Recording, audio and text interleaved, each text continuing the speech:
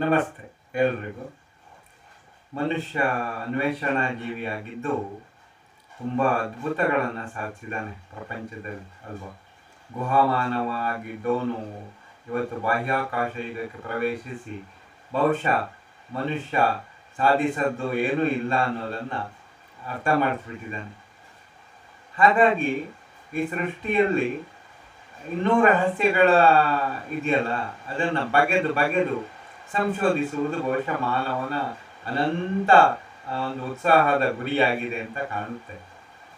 ಅದಕ್ಕೆ ವಿಶ್ವದಲ್ಲಿ ಸೃಷ್ಟಿಯ ರಹಸ್ಯವನ್ನು ಅರ್ಥ ಮಾಡ್ಕೊಳ್ಬೇಕಾದ್ರೆ ಈ ಬ್ರಹ್ಮೋಪನಿಷತ್ ಅಂತ ಒಂದು ಓದಬೇಕು ಅಂತ ನಮ್ಮ ಗುರುಗಳು ಹೇಳ್ತಿದ್ರು. ಬ್ರಹ್ಮಮಯಂ ಜಗತ್ ಸರ್ವಂ ಅಂತ ಅದರಲ್ಲೊಂದು ಮಾತಿದೆ ಅಂತ. ಆಗ ಹಿಂಗೆ ವಿಚಾರ ವಿನಿಮಯ ಮಾಡ್ತಿರ್ಬೇಕಾದ್ರೆ ಈ ತತ್ವಶಾಸ್ತ್ರದ ವಿಷಯಗಳಲ್ಲಿ ಸುಮಾರು ವಿಷಯಗಳಿದೆ. ನಾನು ಯಾವಾಗಲೂ ಹೇಳ್ತಿರ್ತೀನಿ, ನಾನೊಂದು ಅದೃಷ್ಟವಂತ ಹುಡುಗ ಈ ವಿಷಯದಲ್ಲಿ ಅಂತ. ಯಾಕಂದರೆ ನಾವು ಅನೌಪಚಾರಿಕ ಶಿಕ್ಷಣವನ್ನು ಗುರುಕುಲದಲ್ಲಿ ಪಡೆದಿರೋದ್ರಿಂದ ಆ ಗುರುಕುಲದಲ್ಲಿ ನೀನು ಇಂಥ ವಿಷಯನೇ ಕಲಿಬೇಕು, ಇಂಥ ವಿಷಯಕ್ಕೆ ಹೀಗೆ ವಿಮರ್ಶಿಸಬೇಕು ಅಂತ ಏನಿಲ್ಲ. ನಮಗೆ ಬೇಕಾದ ವಿಷಯವನ್ನು ವಿಶಾಲ ತಳಹದಿಯಲ್ಲಿ ಯಾವುದಕ್ಕೆ ಬೇಕಾದ್ರೂ ತಳಕು ಹಾಕುವ ಸಾಧ್ಯತೆ ಇತ್ತು. ಆದರೆ ಔಪಚಾರಿಕ ಶಿಕ್ಷಣದಲ್ಲಿ ಏನು ಅಂದರೆ ಪ್ರಶ್ನೆಗಳನ್ನು ಕೊಟ್ಟಿರ್ತಾರೆ, ಒಬ್ಬರು ಹೇಳಿದ ನೆಲೆಯಲ್ಲೇ ಉತ್ತರಿಸಬೇಕು. ಉದಾಹರಣೆಗೆ ಎಕನಾಮಿಕ್ಸ್ ಅಂತ ತಗೊಳ್ಳಿ. ಆಲ್ಫ್ರೆಡ್ ಮಾರ್ಷಲ್ ಅವರ ಆರ್ಥಿಕ ಸಿದ್ಧಾಂತವನ್ನು ವಿವರಿಸಿ ಅಂತ ಕೇಳಿದ್ರೆ ಆಲ್ಫ್ರೆಡ್ ಮಾರ್ಷಲ್ ಏನು ಹೇಳಿದ್ರು ಎಕನಾಮಿಕ್ಸ್ ಪ್ರಾರಂಭದಲ್ಲಿ ಅಂತ ಹೇಳಿ ಅದನ್ನು ಹೇಳಬೇಕು. ಎಕನಾಮಿಕ್ಸ್ ಅಂದರೆ ಹಣದ ಚಟುವಟಿಕೆಗಳನ್ನು ಅಧ್ಯಯನ ಮಾಡುವ ಶಾಸ್ತ್ರ ಅಂತ ಅವರು ಹೇಳಿದ್ರು ಅಂತ ಹೇಳಿ ಸ್ಟಾರ್ಟ್ ಮಾಡಿ ಅವರು ಹೇಳಿದ ವಿಷಯನ ಮಾತ್ರ ಬರಿಬೇಕು.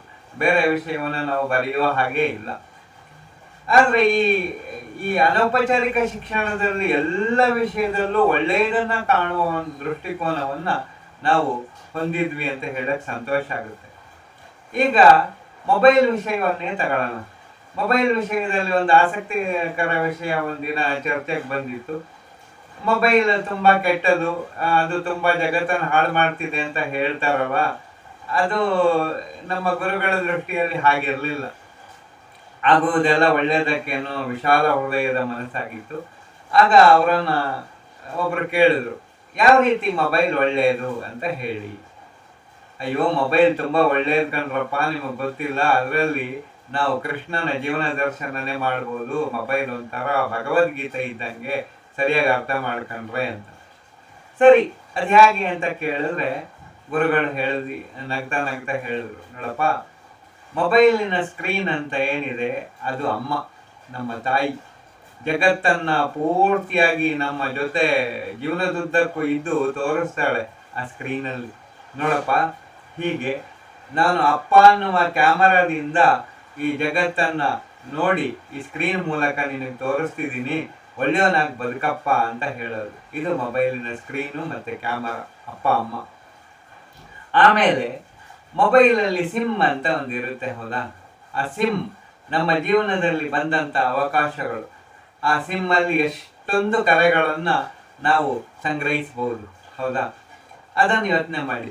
ಒಳ್ಳೆಯ ಕರೆಗಳನ್ನು ನಾವು ಸ್ವೀಕರಿಸ್ಬೋದು. ಜ್ಞಾನ ಯಾವ ಕಡೆಯಿಂದ ಬೇಕಾದರೂ ಬರಲಿ, ಅದನ್ನು ಸ್ವೀಕರಿಸ್ಬೋದು, ಹೌದಾ?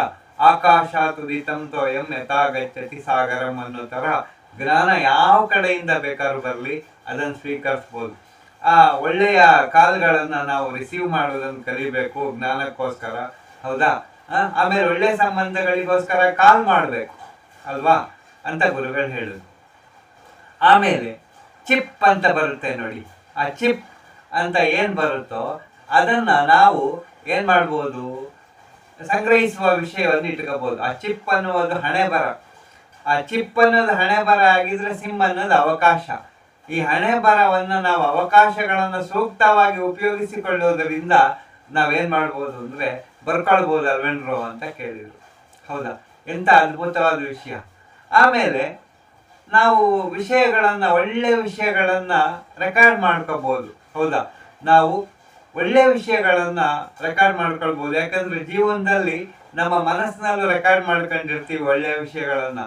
ನಾವು ಒಳ್ಳೆಯವರನ್ನು ನೋಡಿದ್ದು, ಆಮೇಲೆ ಅವರಿಂದ ಕಲ್ತಿದ್ದು, ನಾವು ಒಬ್ಬರಿಂದ ಉಪಕಾರ ಪಡೆದಿದ್ದು, ಆಮೇಲೆ ನಾವು ಈ ಥರ ಸ್ಥಿತಿಗೆ ಕಾರಣವಾದವರ ಪ್ರತಿಯೊಬ್ಬರನ್ನು ಅರ್ಥ ಮಾಡಿಕೊಂಡು ನಮ್ಮ ಮಕ್ಕಳಿಗೂ ಅದನ್ನ ಹೇಳೋದು, ಇದೆಲ್ಲ ಸುಂದರವಾದ ವಿಷಯಗಳು. ರೆಕಾರ್ಡ್ ಮಾಡೋದು, ನಾನು ಮೊದಲು ಕೆಲಸ ಪಡೆದಿದ್ದು, ಅಕ್ಷರ ಜ್ಞಾನವನ್ನು ಕಲ್ತಿದ್ದು, ಆಮೇಲೆ ಜೀವನದಲ್ಲಿ ಎತ್ತರಕ್ಕೆ ಬೆಳೆದಿದ್ದು ಎಲ್ಲವೂ ಒಳ್ಳೊಳ್ಳೆ ರೆಕಾರ್ಡ್ ಆಗ್ತಾ ಹೋಗುತ್ತೆ. ನಮ್ಮ ಜೀವನದಲ್ಲಿ ಬಂಧು ಬಾಂಧವರ ಮನೆಯಲ್ಲಿ ನಡೆದ ಸಮಾರಂಭಗಳ ಸವಿ ನೆನಪುಗಳು ಎಲ್ಲ ರೆಕಾರ್ಡ್ ಆಗ್ತಾ ಹೋಗುತ್ತೆ.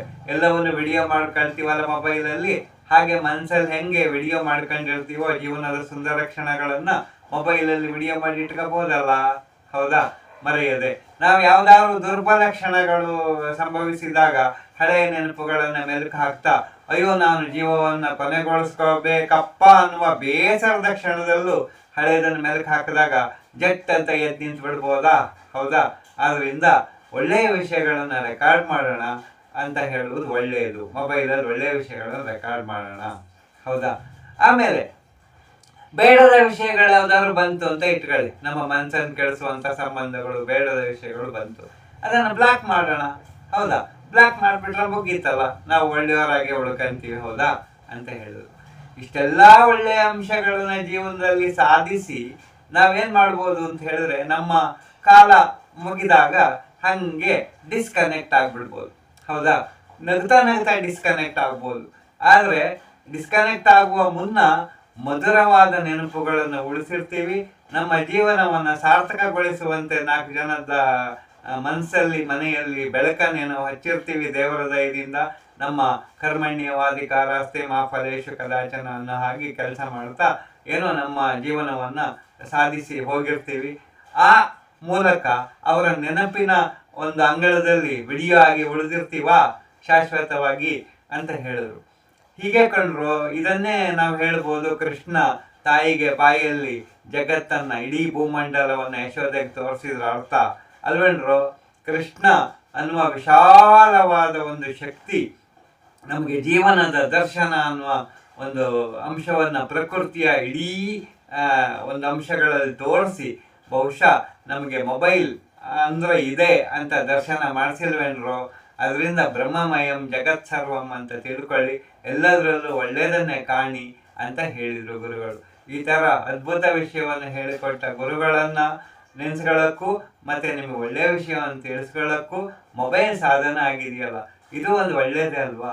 ಅದರಿಂದ ಎಲ್ಲಾ ಅಂಶಗಳಲ್ಲೂ ಒಳ್ಳೆಯ ವಿಷಯವನ್ನ ಕಾಣುವಂತ ದೃಷ್ಟಿಕೋನ ಎಲ್ಲರಿಗೂ ಬರಲಿ ಅನ್ನುವ ಹಾರೈಕೆಯೊಂದಿಗೆ ನಾನು ಇವತ್ತಿನ ವಿಷಯವನ್ನು ಮುಗಿಸ್ತೀನಿ.